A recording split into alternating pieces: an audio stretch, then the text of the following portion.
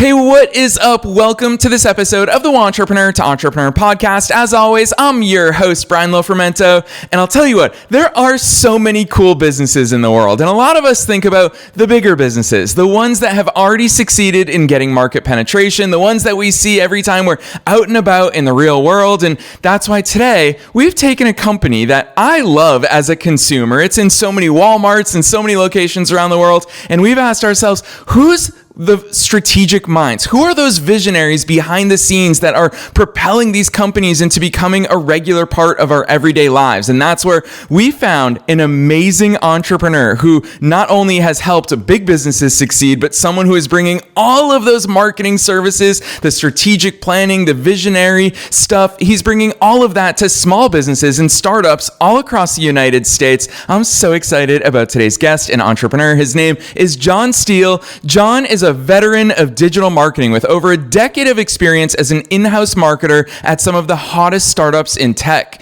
He helped build the SEO and digital marketing strategy that bought KeyMe, which is that company I was alluding to, over $115 million in investment, and helped Pollfish build a content strategy that helped get them to exit. After leading marketing at Philadelphia-based edtech startup Suitable through the pandemic, he founded John Steele Consulting last year to bring fractional marketing services to the startup world. Now, the way that John thinks, you're going to hear, yes, marketing principles and strategies here today, but I really want you to get into his mindset of growth and strategy and the intention behind the decisions that he makes and that he helps other companies make. We're all going to learn a lot from him today, so I'm not going to say anything else. Let's dive straight into my interview with John Steele.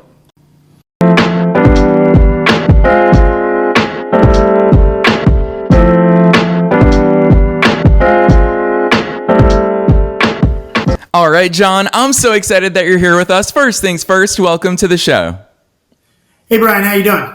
I am so good, man. You've got a lot to live up to today. I so respect the work that you do. You're incredibly accomplished, both in your professional career and then also as one of us, as a fellow entrepreneur. So give us that backstory. Who's John? How'd you get here? Yeah, absolutely. So when I came out of college, I started out as a journalist here in the Philadelphia area. I worked for Philadelphia Weekly, which is like our version of the Village Voice down here. And I was a sort of a music journalist and covered politics in the city. And after, the 2008 recession, a lot of journalists, sought placement elsewhere. And I did some communications work and sort of learned how to blog, taught myself how to code a little bit. And started working with marketing agencies sort of as a content strategist. So I would work on helping them devise SEO strategy for different companies, writing articles and blogs, sort of launching content products and things for them so that they could present themselves in sort of a new way outside of the traditional media landscape. So these are not companies that are buying ads on television. They're not companies that are doing billboards or things like that. These are companies that really want to present themselves not only as, forward thinking, but also sort of flexible new products, new businesses, or they want to rebrand themselves to a new audience, something along those lines. So I worked for larger companies doing that and smaller companies within the agency world.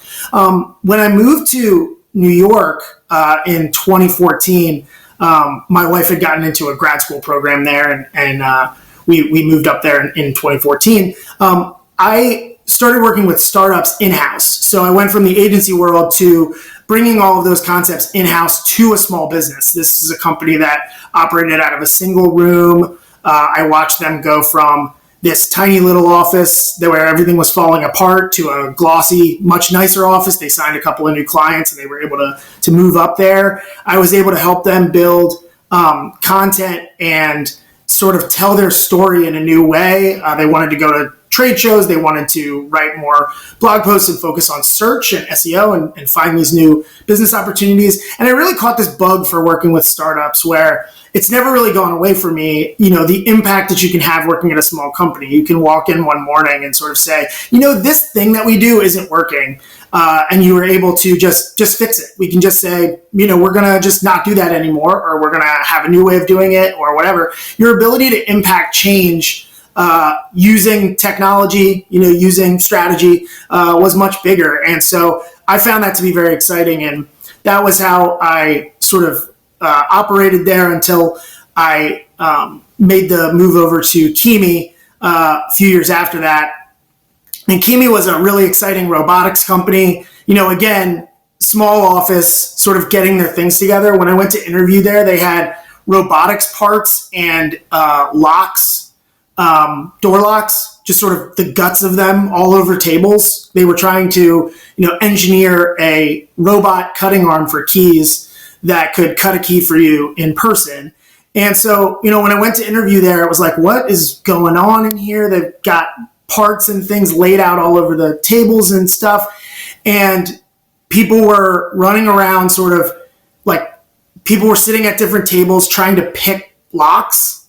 They were teaching themselves how to pick locks and how the sort of bulbs of locks worked, so they could write code to train a robot to do similar things. And so, all different ideas were flowing around, and it was just infectious. It was just absolutely infectious to be in that kind of an environment where every day you could come in and you could innovate, you could build something entirely new. And I watched that company grow from, they had a few kiosks in the New York area to going completely national.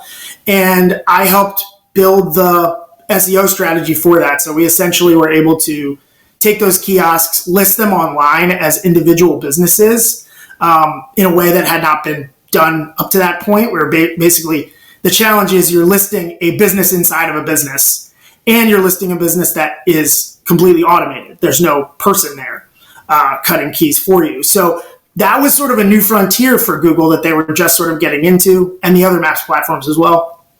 And me and my team figured out a way to get those kiosks listed, and then we figured out a way to scale. And by the time I left, we were doing, hundreds of these kiosks a day, getting them live and online. So they went from a few hundred impressions on Google to over 3 million. And they were able to roll out, really exciting new marketing opportunities within those kiosks. So, it was really such an exciting time to be there. And then, they made the pivot to try and become a much larger business. And the head of my department left at that point to go join a new startup. And I went and joined him because, again, I just get so excited about newer companies, smaller companies. And that's how I met Pollfish. And we were able to do a similar thing there where, we were able to do more with less. So, smaller marketing budget, smaller team, smaller offices. And, we were going up against SurveyMonkey, which is a pretty big competitor, household name. And we were able to build a content marketing strategy that actually challenged them directly, and was able to, get into searches, get into building some ads and things like that to directly compare ourselves to them in this way. And we did that with a number of the competitors in the space to be able to generate awareness for this insurgent technology. And that was a really exciting thing too, where, I went from a product that was brand new to a product area that had already existed, but they were approaching it in a new way. They were more of an insurgent brand. And that was really a transformative experience for me, because I got to see the way that content marketing and SEO can be used to not only build awareness, but also, sort of challenge the status quo and, build people's interest in a new type of product. And I brought that to Suitable, who was facing similar challenges, where when I became the VP of marketing there, their biggest competitors were merging and sort of building up against them. And they had to become really an insurgent brand to say, these bigger, larger companies, they're building these massive tech infrastructures, and you may not need all of that. You may need a more simple solution. And so, we were really a David going up against a Goliath there. And, I felt like we were able to hold our own. So, it's really why I wanted to start JSC, because I used a number of vendors along the way that really didn't understand the challenges that startups face, the specific challenges that startups face. And so that's really where I sit today. Is I wanted to focus on those tough challenges specific to startups, and help them, whether they're insurgent brands, whether they're brand new technology, they're sort of established brands that have just struggled to gain footing as they scale and grow. Yeah, I love that overview, John, especially because it really reveals, obviously, where your background comes from. I always think I talk to a lot of marketers, obviously, as host of this show, and I could have 500 different marketers on, and I'm going to get 500 different stories and vantage points and experiences. You brought us all the way back to starting in journalism, and that's why it's no surprise to me that one word popped up quite a few times in your career arc, and that is, of course, content. And John, I'm going to publicly call this out because what I really admire about your journey is that it's not a mistake. You have this proven track record of going to multiple different places. How often do we see on both a macro and micro level? On a macro level, we see executives or thinkers go somewhere and they're not able to replicate those same results that they got. I mean, if we want to apply it to basketball terms, and I'll add a little salt in the wound, is Doc Rivers. I mean, yeah, he won a championship in Boston. He can't go anywhere else and win. And so the question is it him or is it the system? And then on a micro level, we see it in our businesses. We do something, it works. We can't replicate it over the long term. So John, that's what I really admire. And that's why I want to use that analogy to pivot into the age-old cliche of content is king. A lot of people, we've all heard that term, but I would argue, and I hear from a lot of listeners around the world, that it's kind of a lost art these days because people are impatient. People want to just hop on social media and go viral. But when you talk about the KeyMe story, it's crazy because any geographic region I've ever lived in, if you search for locksmiths, KeyMe pops up before local locksmiths now. You said it. It's like their own independent businesses. So let's talk about content. What's your take on that age-old cliche of content is king? Is it still relevant? Is it the longer but more fruitful path? How should we be thinking about that these days?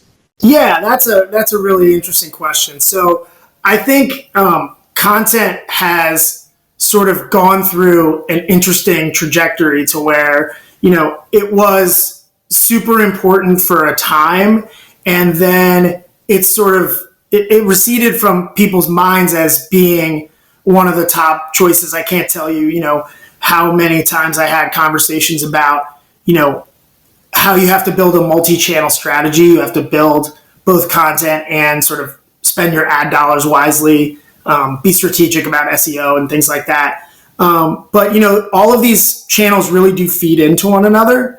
And I think one of the things that people need to understand is how search engines sort of view their content, right? So it used to be you would write a blog post and Google would show you the best result for a customer's search. And so what people would do is they would go, I know my customers are searching these terms to find me. So I'm going to write blog posts that have these terms in them. And I'm going to be an expert on these topics, and I'm going to keep writing blog content and just keep churning out content that can answer questions for people. And for a while, that really worked. I mean, people that were providing actual value and were writing content to appease search terms that people were trying to find were able to differentiate themselves in the market. A few things happened. So first, Google had a very pivotal earnings call, I believe it was about 2010 or 2011, where they were told in no uncertain terms that you have a sort of existential crisis. Google is too good as a product. Essentially, people come to Google, they find what they need immediately, and they leave. They click off and go to that. And the problem with that is that Google wanted to sell ads. They wanted you to look at their ads. They wanted you to click on the results for the businesses that they bring. And they found that click-throughs on ads, people were really interested in the awareness numbers as well. They were really interested in the number of active users that were seeing those ads. And so Google sort of reorganized the way that the SERPs work. And they sort of said that it was a user experience thing. And in some ways it is that, you can get a search that comes straight to the top. But basically Google can go into your blog post now, and if you ask it a question, it can find the answer to your question and it can stick it right at the top of the SERP, and you never have to click off of Google. And you can get a number of answers this way. They also put in little questions that you might also have right below it. So they'll use AI, and they'll use their mass network, their massive data bank of searches that other people have done. And they basically say, well, if you search for this, you might want to also search for this. And they'll build this massive list right below it. So you never need to leave Google to get a full accounting and a full answer to whatever question you have. And so that really puts content marketers at a disadvantage. The way people need to compete with that is they need to find ways to cut and slice their data and cut and slice their content into more and more channels. And they need to figure out how to put themselves in front of the eyeballs of the people that they are interested in serving. So first you have to find out who you want to serve. Then you have to find out what they want to hear, what they need to hear in order to work with you. Then you need to figure out how you're going to get as many eyeballs on that message as you possibly can. It's much less important to have 20 messages, all of which are, perfect, and you're providing this deep well of knowledge. A lot of search does come from that, but if you can drill down on a couple of core topics that people are really, really interested in, and you can distill your message down to a few core topic areas, and you can go depth on those topics, that is going to be much more valuable to you, especially if you can put that content into more and more channels over time. So the way that you do that is, Google has a number of rich snippets. Then now you get into, code and tech stuff where you have to sort of structure your content to be pulled into the different menus and the different tools that Google now provides on its SERPs. You also need to be on other platforms where people's eyeballs are. So YouTube is a Google product, but it's also the second largest search engine after Google. So people do a ton of searching there. And if you're interested in doing video, that is a huge plus for your business. But what would be even better is if you could turn a blog post or a guide into videos, into infographics, so you're basically building content to be in multiple channels, deepening your authority within Google on a couple of core topics that are central to your business and telling that story. And so I think content is still king, but you have to be strategic, especially as a small business owner or a startup, as to how you use your resources. Because what a lot of people do is they will spend a ton of time on building content, and then they don't have any time left. They haven't been strategic as to how they're going to get people to see it. So they just stick it on their website and think they're done and try and share it with their networks. And they try and build a following on LinkedIn or something like that. And then they just call it a day. And the ones that do try and scale it, if they don't have a content strategy in place to do that, they will be chasing their tail for months on a single blog post when they really want to get all of this stuff out much more quickly and at much less cost to what they had to do, so that they could save that cost for ads and promotional to that content, because that stuff is expensive and it's hard for smaller businesses to compete. So if they're spending all their money on production, then they can't really compete against the bigger guys that they're going up against.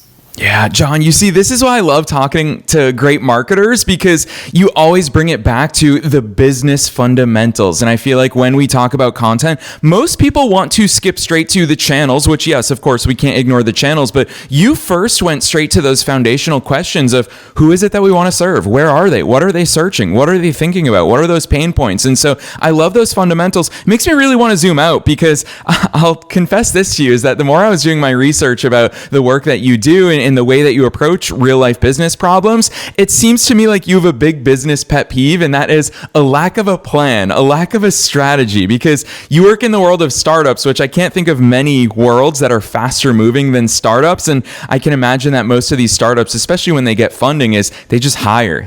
We hear that all the time in media headlines, is they hire a marketing team. There's all these terms or titles these days in the marketplace I've never even heard of, like growth strategists and all of that. And that's what they rush to without having that plan. John, what's a real plan look like? What do we need to do before we start aggressively pursuing marketing and hiring? Yeah, that's a great question. So, I really learned this working with a couple of the startups that I've worked with, where, and it's an understandable position for them to be in, but essentially, if you are a young coder, a young engineer, or you are a young entrepreneur, and you want to get into marketing, the concern is that you're going to spend a whole lot of money and not get a lot of return as you sort of learn the area. And so you want to bring someone in who can lead that effort for you. The problem is that a lot of companies, a lot of startups they'll believe when they found the business that it's their job to sort of do some marketing on their own and sort of, show some amount of foundational build of a marketing department.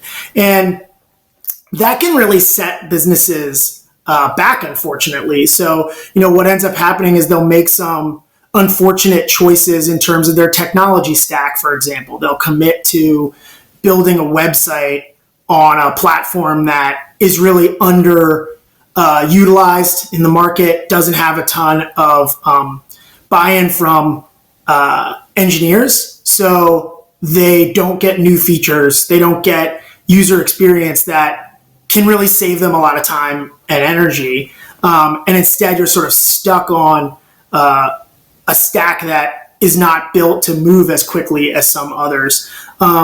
You would also get into a position where you may have an agency or a vendor group that's not serving you because they're not specialized in smaller businesses. And so what ends up happening is you sign on to a sort of a services agreement with a big agency. They offer you a whole big ton of services that you aren't even really ready as a business to access. They don't focus on the things that are really important to you, and they don't focus on that efficiency of getting you return on your investment. So what ends up happening is you sort of checked a box for your investors. You sort of you've gotten to start marketing. You've gotten to start sort of digging into it, but you haven't really answered some of the key questions that any marketing strategy really requires. And I think companies don't start at the beginning. They sort of start in the middle. And I think that that's where this planning comes in. So what do I mean by that? Well, I think companies don't think about positioning or competitive analysis right away. They think about their competitors, but they don't think about the long-term plan of their competitors or the type of customer that they want to reach that's different from the type of customer that their competitor wants to reach. Or they don't think about things like, what if your customers are just good with the status quo because it's easier? And it's hard to convince them that the problem that you solve is worth the headache of replatforming or changing their stack around. So that can be a challenge. So you could be spending all kinds of money and time speaking to a problem that isn't as big for your customer as you think it is.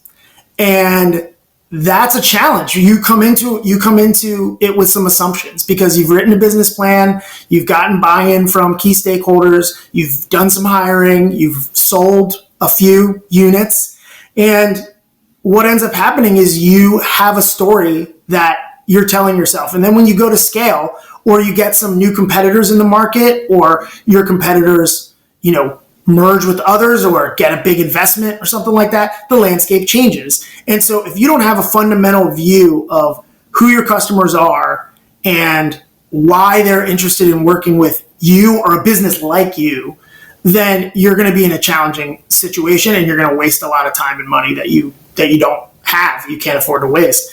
I think next then you would go to sort of that marketing operations idea, which is like, how can automation and technology be used to make us more competitive? So once you know the customers you want to reach and you sort of have your ideas of them built out and the messages you want to send to them, you need to figure out a way to build content at scale and build content that you're not going to need IT resources. You're not going to need some, flashy agency or something like that to build for you. You need a content, a content machine, essentially, for lack of a better term, that you can sort of build your ideas into and then sort of build content quickly and scale it effectively.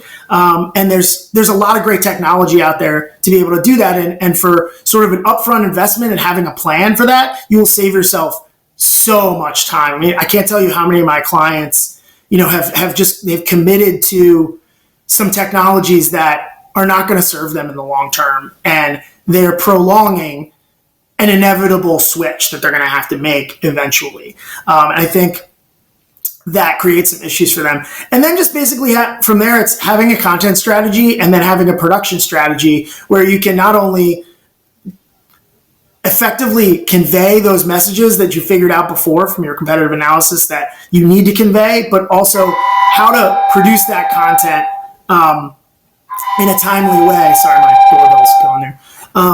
How to produce that content in a timely way so that you can be agile, be effective, respond to changes in the marketplace effectively, and capture the attention of potential customers for yourself. So I like to say that I help companies make themselves fast, flexible, and findable to their most valuable customers. So I think that's really the game. Yeah, I love the way you've articulated that, John. It's really fun for me because I want to transition a little bit this conversation, because hearing you talk about all of this as a subject matter expert is one thing, but as I teased at the top of the episode, you're also one of us. You're also a fellow entrepreneur. So I want to get into that entrepreneurial head of yours, because I not only love the what you do, but I love the how you do it. Your startup sprints, that's something that is so near and dear to my heart. I'm a big believer. I love quarters. I think we can accomplish a lot of big things in 90-day sprints. And so that's kind of how I internally operate. Talk to us about startup sprints and the capacities through which you work with the clients that you help. Yeah, so the idea behind the startup sprints was as a framework to sort of view what startups need that's different than other types of businesses. So startups and small businesses have different challenges. So I'm pitching some work right now around that local SEO that was similar to what I did with KeyMe. And it's a similar situation to where, if you're a larger business and you're a chain, you have 100 locations or whatever, you have the infrastructure and the manpower to get a ton of your new locations online. As a smaller shop, you really have to make decisions around what you're going to focus on. And so I think what I wanted to do is I wanted to create some areas of service that we offer. So these are the services that we offer, and they're really geared towards what stage of your business you're at. So I think part of what I like to do with the clients that I serve is figure out what stage they're at, and then figure out which of these sort of task areas, service areas, can help them. And so I think the 4 stages that I've identified are positioning and competitive analysis, marketing operations, content strategy, and content production. And so what you see with a lot of businesses, like I mentioned before, is if you're in this sort of early stages or you're sort of looking at rebranding, you need to maybe launch a new product line. That happens sometimes. You're really in that stage where you may be doing something that either you've never done before or you never looked into in a more strategic way. And I think that is figuring out what I said before, that exact thing that your customers are looking for. Why do they come to you versus your competition? What is your sort of unique value proposition to them? What are you offering them that no one else can? And in some cases, that thing doesn't really exist.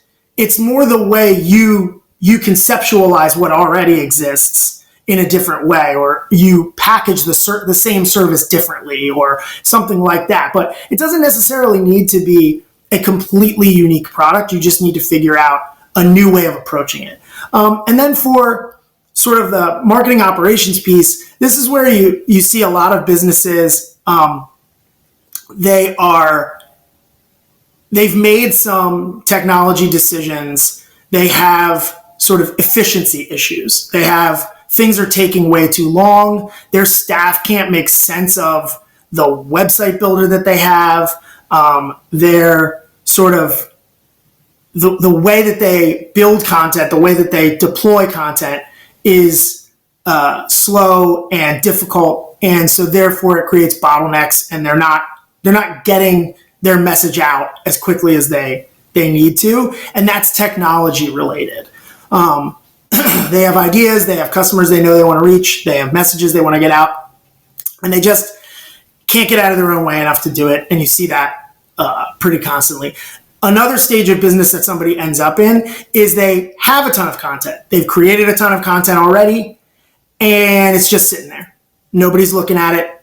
They may have 100, 200, 500 blog posts, and they're just not getting the value out of those blog posts. And so how can you go in and reorganize their content, represent it to the market, to search engines, etc., and sort of make something out of this asset? Because as you know, as an entrepreneur, you can't waste the assets that you have, right? So that's one of the worst things you could do as an entrepreneur is waste an asset that you do have. And make no mistake, any content that you make that is quality, that speaks to the needs of your customers, is an asset, and you need to get as much value out of that asset as you can.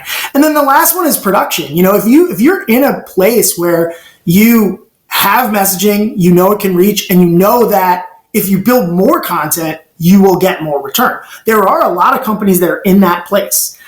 They've basically built an audience. They have people that are interested. They just don't have the manpower and the capital yet to capitalize on that. And so, you know, you see a lot of the second half of the sprints, that strategy and production kind of working together, where, you know, we got content that works. Some businesses are in that place where we got content that works. We got an audience. They're interested. But I need to know, you know, what they're most interested in. What can I double down on? Where should I put my resources? And then how do I build a scalable strategy to build on that? And so maybe you'll start with topic A, and you'll ignore topic B for a little while, and you'll scale topic A, and you'll build a structure for them in which they can build content into that over time. So it's really about the stage that the business is in, as to which sprint that they would want to go into, which service area that would work best for them. And I think that it's helped me to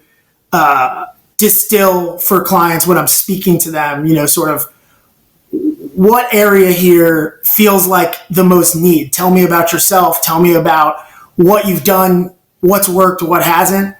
And we can sort of position them in the market. Also, just doing your research and, you know, digging into the assets that they do have available that are you can find and you know sort of what they're working with, and looking at their competitors and looking at who's beating them, you know, because a lot of entrepreneurs are very competitive. They wake up in the morning thinking about who's beating them. So I think knowing those things and then working with them, the sprints give me a really good way to start conversations and start them thinking about not only problems, but solutions.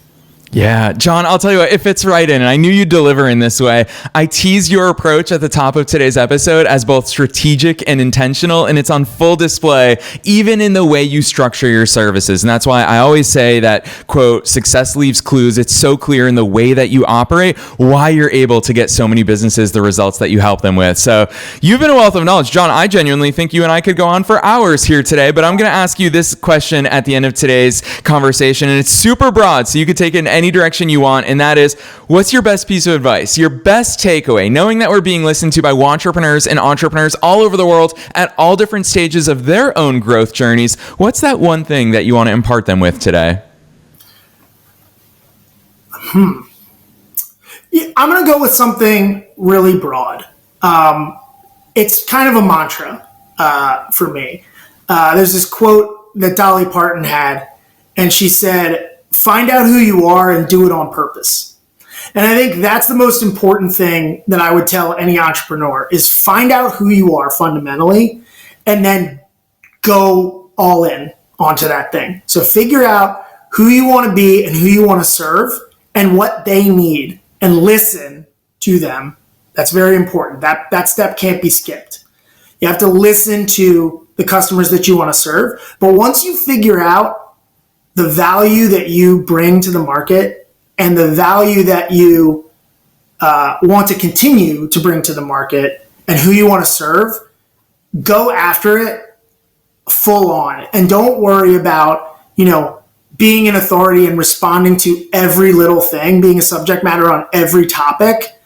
Because I think these days we reward niche experts. We reward people that have a niche, that have a thing. They know what they do. And, I think if you want a recipe for like being cool and being liked and having people think that you are sort of a cool, confident person, know who you are and do it on purpose is a pretty good recipe for that. And so that's what I always come back to as a principle. I just think you need to find out who you are and what you bring to the market, who you want to serve, and you need to go all in on that, drill really into that, and let that lead you. Boom. I love that. John, that's precisely why I ask such a broad question at the end, because the most important stuff, it always bubbles to the top. And I love that. That's a personal mantra that you've shared with us here today. At this point, I know that listeners are going to be thinking, what would it be like to have someone with the mind of John look at my business, not talk about other businesses, but look at my business? So the last thing that you owe us here today is drop some links on us. Where should listeners go from here to reach out to you, find out all the great things that you're doing with your work, and see how you can work with their business as well? Absolutely. So you can go to www.johnsteeleconsulting.com.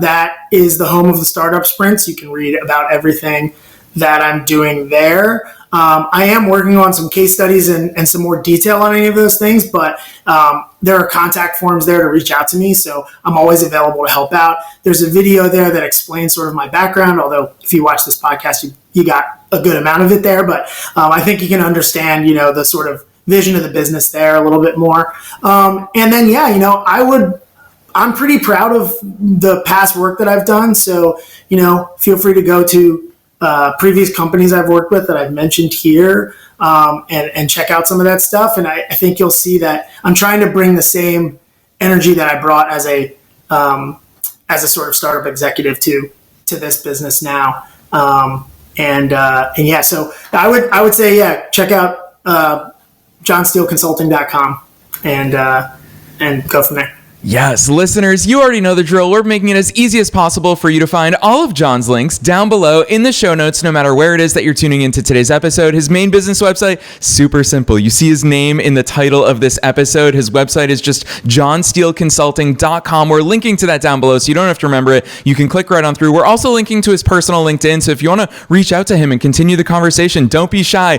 You see how much he genuinely loves this stuff. Genuinely, I think we could go on for days probably talking about business and strategy and marketing, so don't be shy about reaching out. Otherwise, John, on behalf of myself and all the listeners worldwide, thanks so much for coming on the show today.